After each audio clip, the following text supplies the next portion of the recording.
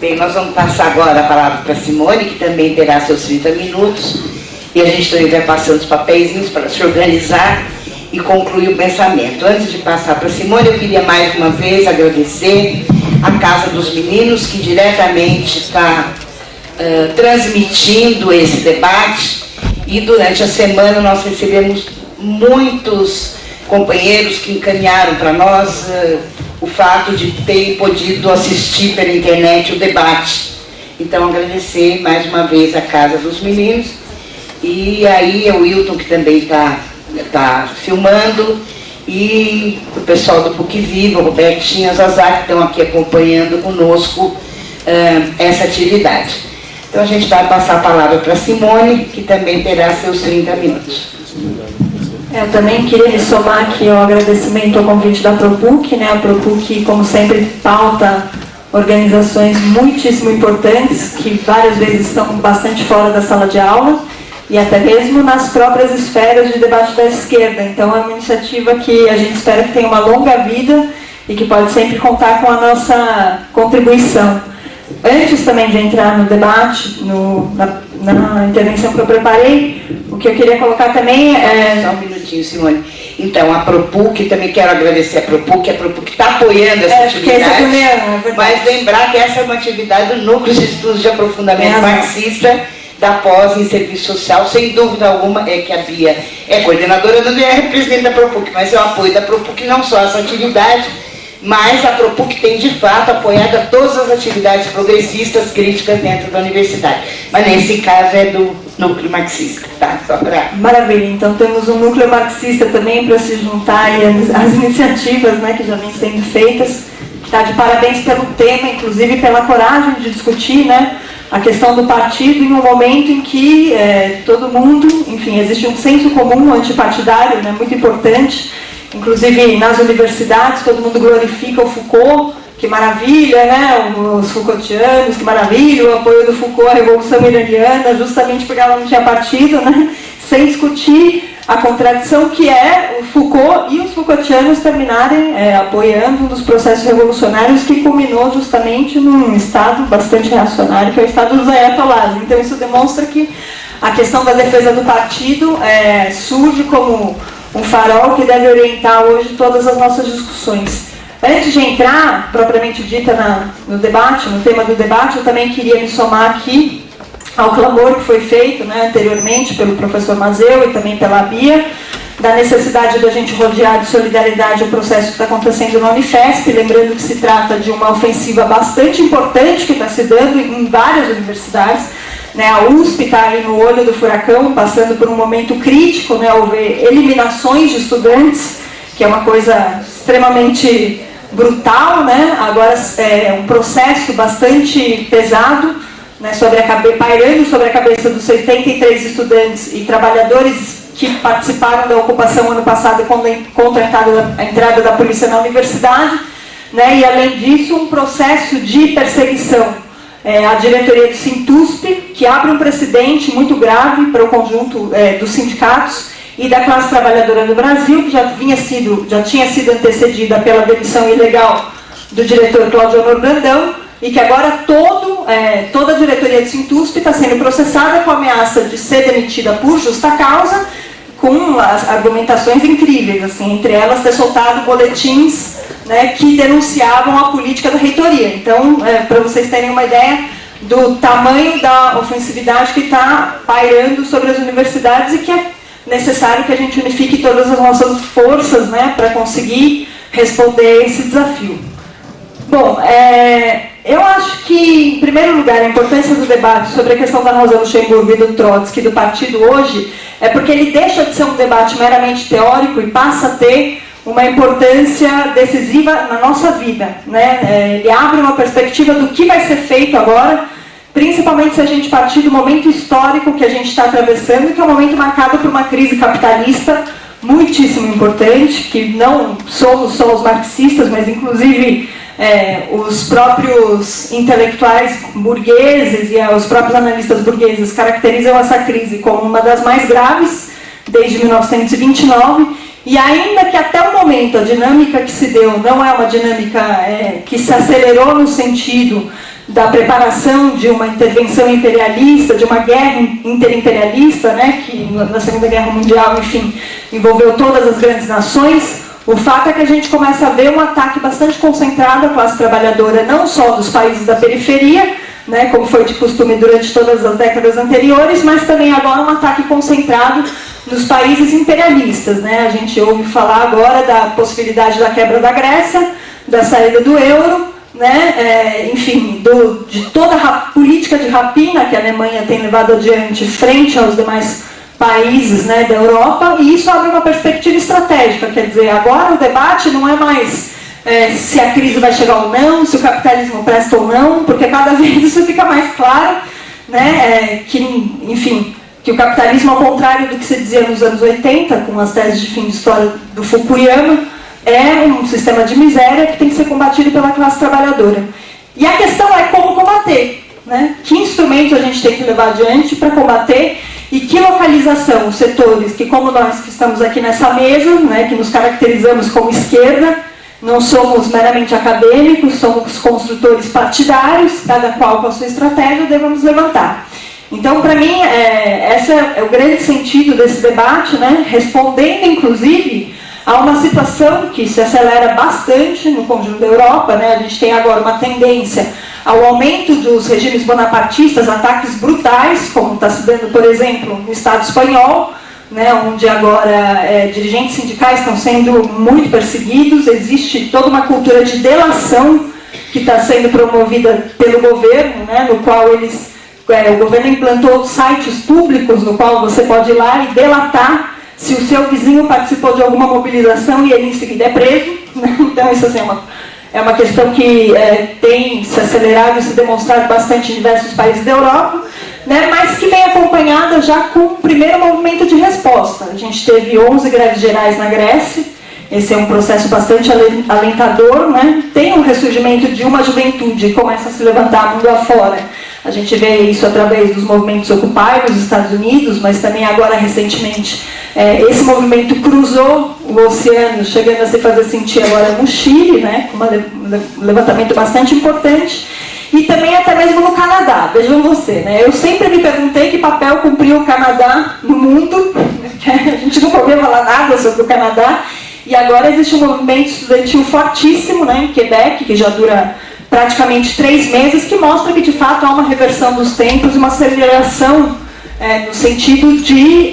da finalização de toda a passividade que marcou majoritariamente as décadas anteriores. Então isso abre um debate de estratégias, né? O que fazer? A burguesia imperialista internacional já claramente entrou nesse debate de cabeça, né? E de acordo com um artigo que foi publicado há poucos dias pelo Financial Times, caracterizou fundamentalmente 4 correntes hoje, 4 estratégias, né, para manter, 3 na verdade para manter o poder na mão da burguesia e 1 para questionar, né. Dentre os 3 para manter se situam as correntes hayekianas, né, que são inspiradas no Hayek, que tem no ex-candidato republicano Ron Paul a sua maior expressão, né, ele saiu da disputa eleitoral, mas que é uma corrente que defende nenhuma intervenção estatal, defende a saída dos Estados Unidos do Iraque, mas não pela esquerda, né? Esse que é o grande detalhe, não porque sejam contra o massacre ao povo iraquiano, mas simplesmente é uma volta tardia à doutrina Monroe dos anos 30, pré-anos 30, né, nos Estados Unidos, em que todos os recursos norte-americanos deveriam ser dispostos para os Estados Unidos, né? Um ultraliberalismo, se a gente quiser. A segunda vertente, que é uma vertente keynesiana, né, que tem no economista Paul Krugman uma expressão importante, e alguns discursos do Hollande e do Obama, ainda que a gente ache que é muito difícil que de fato isso saia do discurso para concretude. E uma terceira corrente, uma terceira estratégia, que essa sim é bastante preocupante, que é a estratégia justamente da ultradireita, que vem crescendo na Europa, né, e tem tido uma expressão importante na Aurora Dourada na Grécia e em uma série de outros setores que vem respondendo à crise da União Europeia com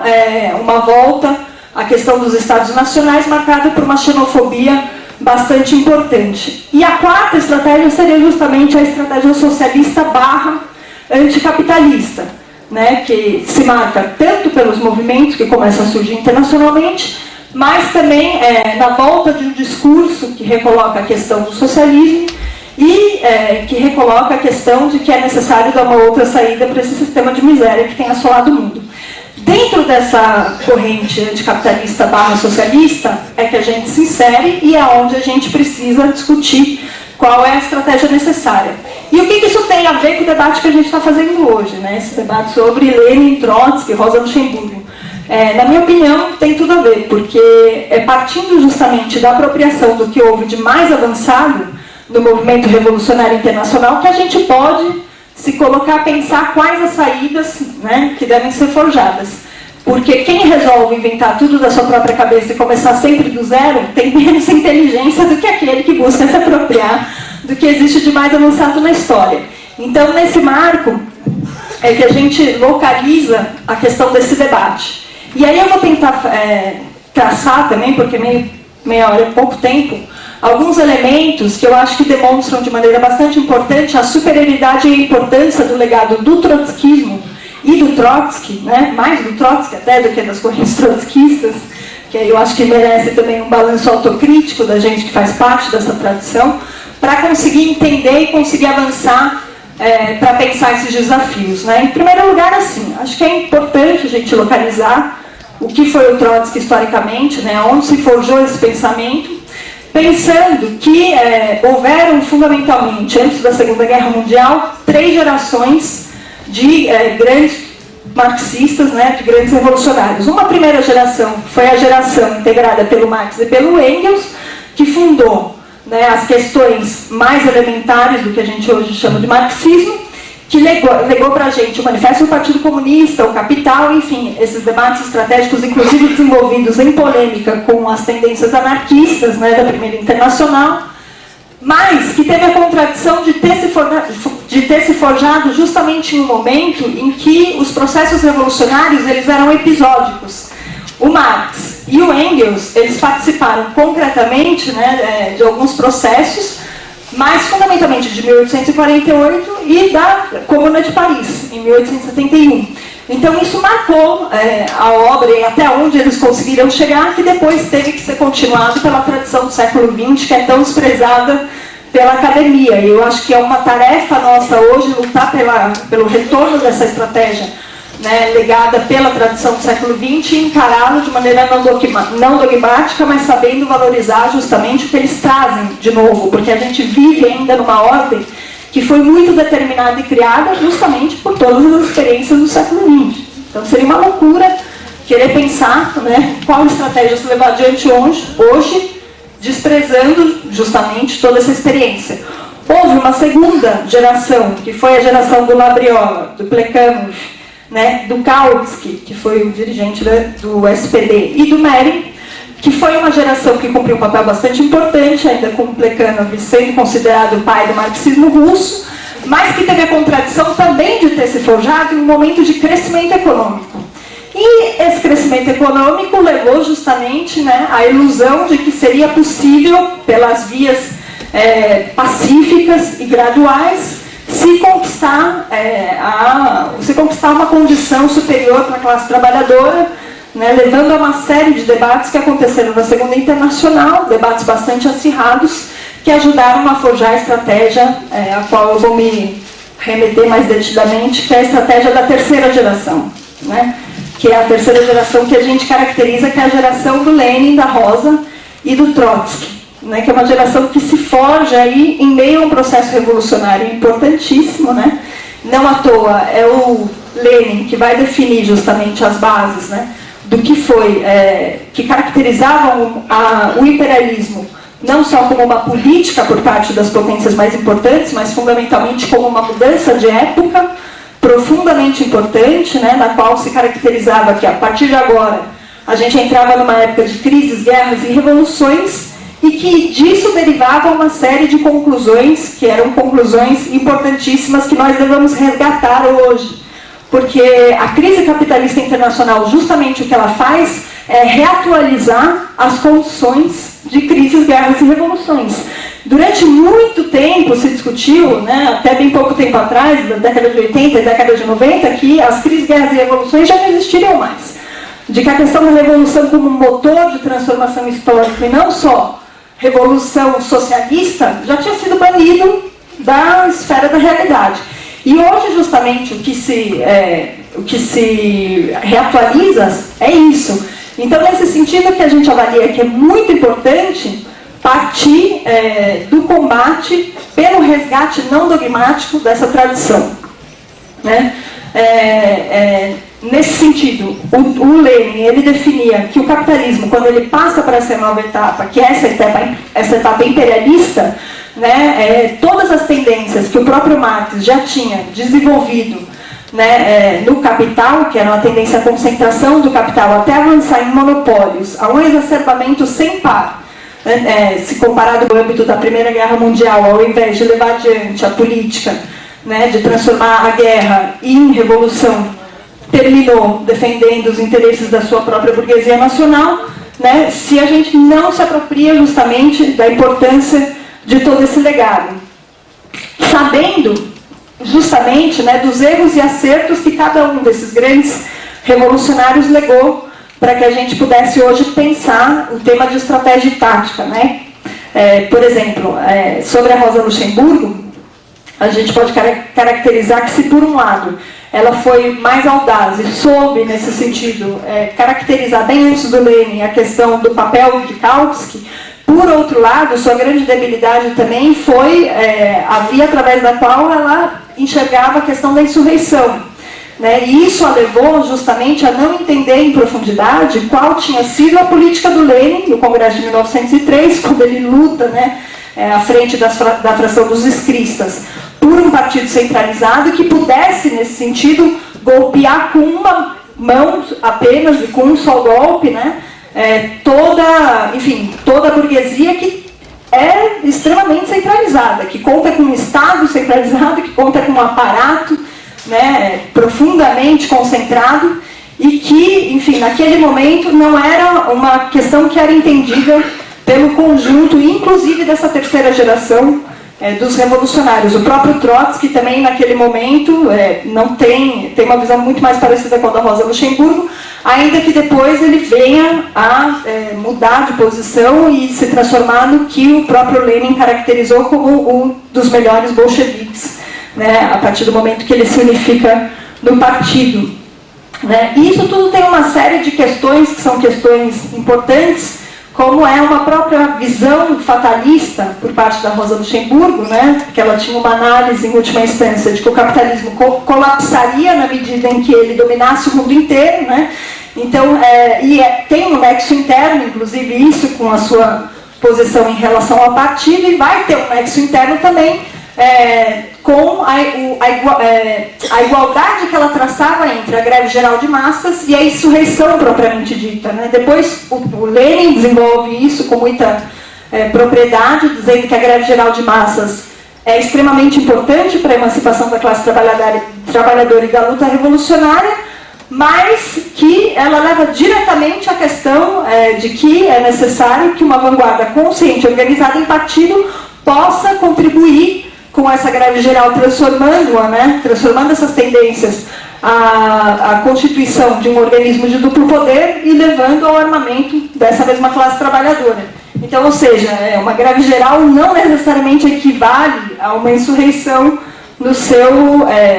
seu aspecto mais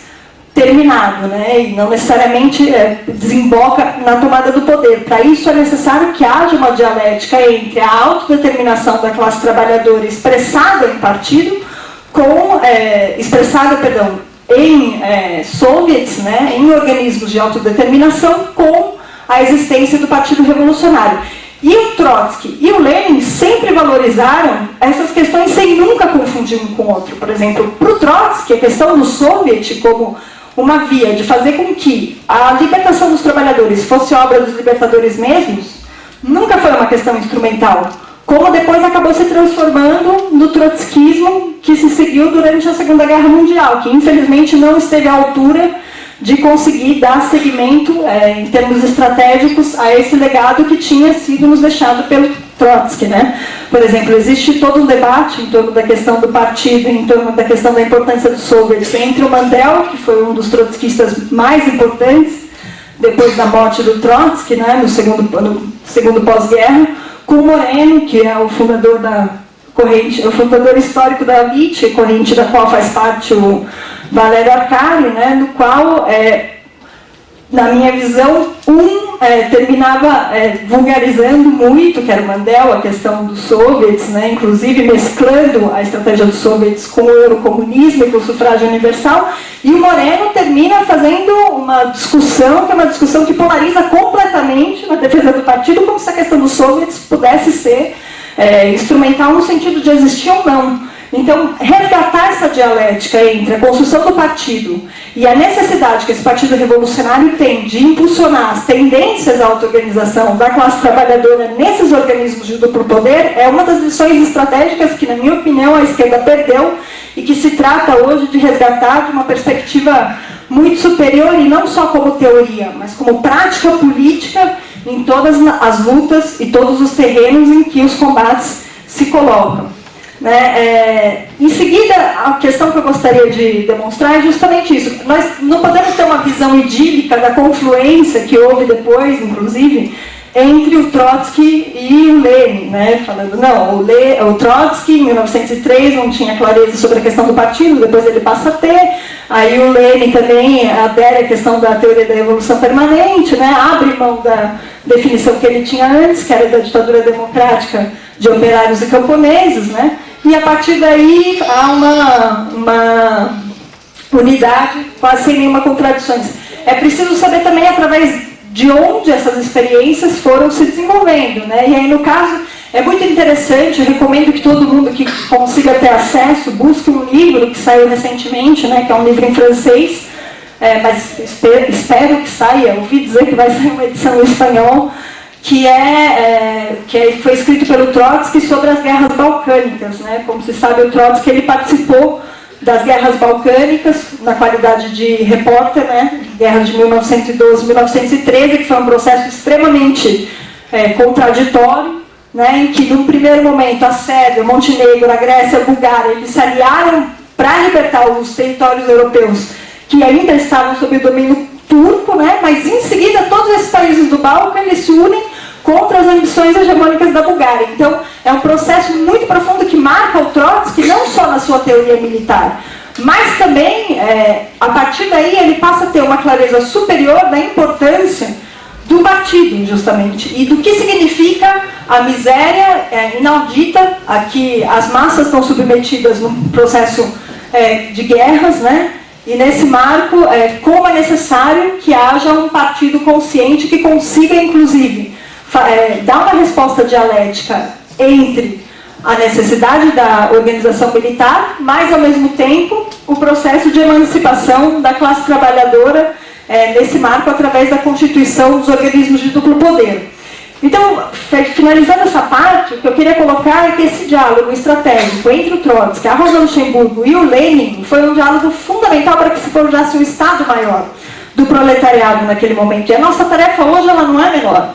porque o Estado maior da burguesia, como eu já coloquei no início da minha fala, está discutindo estratégia de como manter o poder. Se precisar lançar mão de fascismo, já ficou provado que se lança mão de fascismo. Os democratas apoiam os fascistas, a Segunda Guerra Mundial não foi uma guerra de regimes entre fascistas e democráticos, isso é uma coisa que ficou bastante clara, e é uma lição que a história nos lega. Então, por isso é necessário restituir esse diálogo entre, né, a partir de uma apropriação não dogmática desse legado, feito entre a Rosa, né, Luxemburgo, o Trotsky e o Lenin, e aí, como, enfim, eu tinha anunciado desde o começo, falei em off ali para Bia lá embaixo, falei, olha, Bia, você sabe que você me convidou, eu vou colocar polêmica, o Valério também me conhece, eu acho que esse é o grande objetivo. Eu acho que esse é o grande objetivo da fala, né? Sem antes, mas antes da polêmica, ressaltar que se a gente também pensa em resgatar a tradição do Trotsky e a trajetória do Trotsky como um grande orientador para responder os desafios que estão colocados hoje,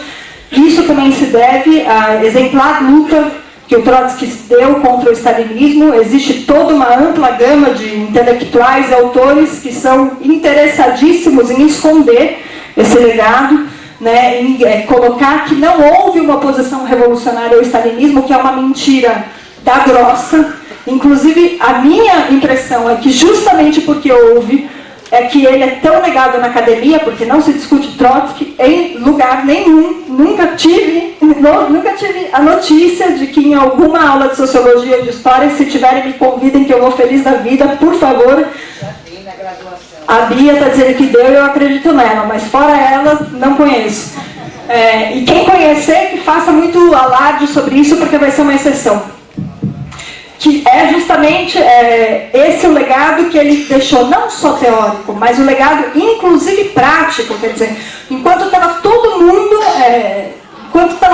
capitulando, se calando frente à política criminosa que o Stalin levou adiante, na Revolução Chinesa de 1926, que culminou no assassinato de 547 mil operários chineses, foi o Trotsky que se levantou para colocar que era necessário discutir, parar tudo e discutir qual era a política necessária a se levar adiante. Quando o Stalin estava apoiando o Comitê Anglo-Russo, deixando de denunciar, né, e impondo essa política para todos os PCs mundiais, de que a permanência da unidade com as trade unions inglesas estava levando ao fim da greve geral inglesa e à traição de todo esse processo, foi o Trotsky que levantou essa discussão. Foi o Trotsky que deu esse combate, foi o Trotsky que viu um a oposição de esquerda sendo morta, lançada nos campos de concentração, e é essa moral que a gente tem que hoje se apropriar e conhecer. Porque é isso que permite saber que marxismo não é igual a stalinismo.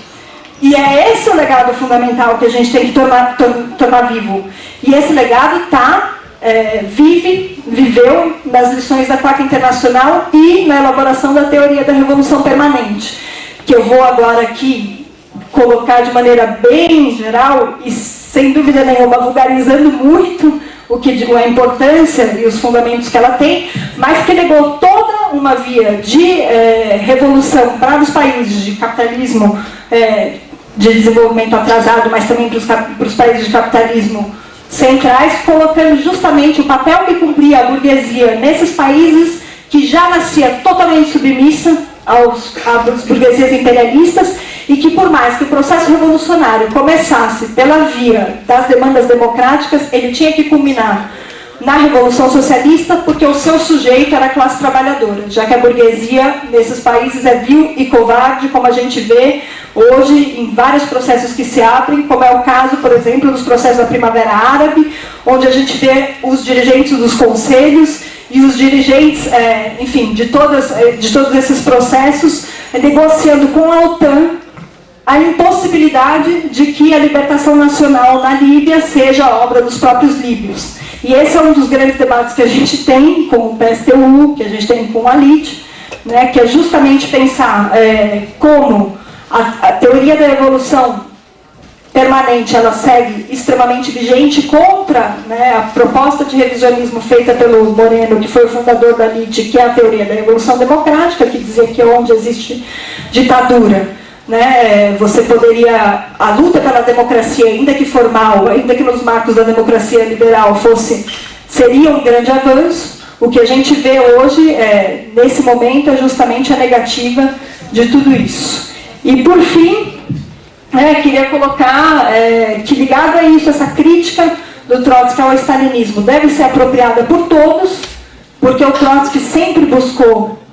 explicar o triunfo do stalinismo a partir não do maquiavelismo do Stalin, né, e das manobras e das mentiras e de toda a política de assassinato e de apagar as fotos dos dirigentes, né, que fizeram parte da oposição, da esquerda e tudo mais, mas justamente ele mostrou como isso estava ligado, o ascenso do Stalin estava ligado ao retrocesso das condições revolucionárias e à derrota da Revolução Alemã. Então, nesse marco, ele sempre buscava ver na materialidade da situação concreta as contradições que tinham muito mais importância do que as manobras de aparato. E por isso é que as suas lições são tão válidas. Porque justamente se legou um programa para combater o stalinismo, que foi o programa da Revolução Política. Né? Acho que, para finalizar agora, porque já me passaram um papelzinho de conclua, eu ainda de 5 minutos. Então agora eu vou tentar falar ultra sinteticamente o que eu quero dizer. Esse é o legado do Trotsky. Depois a gente necessitaria fazer um balanço muito mais profundo sobre o que foi o trotskismo sem o Trotsky, que é o trotskismo da Segunda Guerra, que infelizmente, do pós-Segunda Guerra, que infelizmente não esteve à altura de continuar, enfim, todas essas tradições, né, e a necessidade da gente resgatar justamente essa análise de uma perspectiva estratégica, sabendo que as nossas diferenças devem ser utilizadas, né, aqui as diferenças a que eu me refiro são as diferenças entre as organizações para restituir um diálogo estratégico. Né, e de que nesse marco, por exemplo, quando a gente abre essa discussão sobre a diferença que a gente tem com a LIT, com o PSTU, em relação à posição que os companheiros levantaram na Líbia, né, de dizer que foi um grande triunfo a queda do Gaddafi na Líbia, ignorando a questão de que isso se deu a partir do armamento da OTAN. De como a gente busca discutir hoje, né, como é equivocado apoiar um governo genérico das esquerdas na Grécia. Né, porque vocês sabem que hoje a perspectiva é que o Syriza, que é uma coalizão que reúne mais de 30 organizações, possa ganhar as eleições. E aí a política que os companheiros vêm levantando é um governo das esquerdas. Esse governo das esquerdas, por fora justamente de uma mobilização, uma estratégia de dependência de classe levada adiante pelo conjunto da classe trabalhadora, leva a nada mais nada menos que a um desvio e a ilusões de que é possível, pela via do regime, se barrar os grandes ataques que estão sendo agora perpetrados pela Troika. E isso não vai ser possível.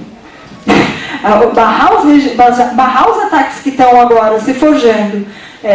com a Troika, com a dona Merkel, só vai ser possível a partir do momento em que a classe trabalhadora passa a ter confiança nas suas próprias forças. Quando a gente diz que não é possível também apoiar as greves policiais, a gente está meramente partindo da definição que foi feita pelo Lenin ao ler o Clausewitz, porque além do Hegel, em 1914, ele também estudou o Clausewitz e tirou lições muito importantes, na qual ele diz o seguinte: a tarefa dos revolucionários, no momento preparatório, é se utilizar do ódio latente das massas, dar uma perspectiva e estratégia para esse ódio e fazer com que eles transformem em ódio de classe. Num país em que o que prima, majoritariamente, é uma adaptação muito grande, né, pelo lulismo, pelo crescimento econômico, e que um dos poucos ódios sociais que a gente vê se refletir é justamente o ódio à polícia, que a polícia brasileira, não sei se vocês sabem, ela assassina mais do que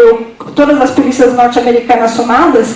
Qual é a tarefa dos revolucionários aí? É justamente partir da denúncia desse braço armado, né, do Estado capitalista, para chegar à denúncia do Estado, da opressão e da exploração do Estado capitalista de conjunto. Ou seja, fazer com que a classe trabalhadora tenha confiança nas suas próprias forças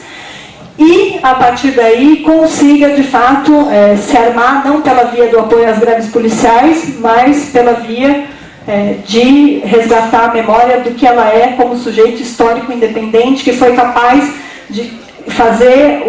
o grande exemplo que foi a Revolução Russa, o grande exemplo que foram todas as outras revoluções ainda que derrotadas,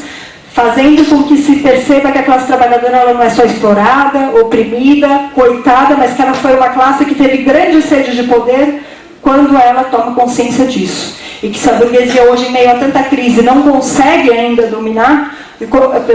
se a burguesia hoje, em meio a tanta crise, consegue ainda dominar, é porque ela apagou momentaneamente da memória das massas esses grandes feitos que ela foi capaz de protagonizar. E se trata agora, para a esquerda, de fazer com que esses feitos sejam resgatados, não só em teoria, mas em prática. Eu polarizei muito com Valéria Arcari. Eu vou deixar só a última frasezinha para o Mazeu, com o PCB. Eu vi outro dia o programa do PCB, no qual se faz um balanço sobre a questão da estratégia que se levou adiante, né, enfim, no período anterior. de que era uma estratégia de aliança com a burguesia para desenvolver o capitalismo nacional, e que isso, enfim, não podia responder à necessidade da revolução. É uma boa autocrítica essa, só que ela tem que ser levada até o final, eu acredito, porque eu acho que o chamado ao voto contra o Serra, que na verdade termina sendo um voto na Dilma, né, com o parênteses de derrotar nas ruas, enfim, me coloca dúvidas bastante claras de se isso foi uma revisão feita até o final. Assim, para mim, eu discuti menos contigo porque acho que a gente defende estratégias distintas. Mas é isso, agradeço muito a oportunidade de ter falado por muitas coisas, a gente pode aprofundar no debate.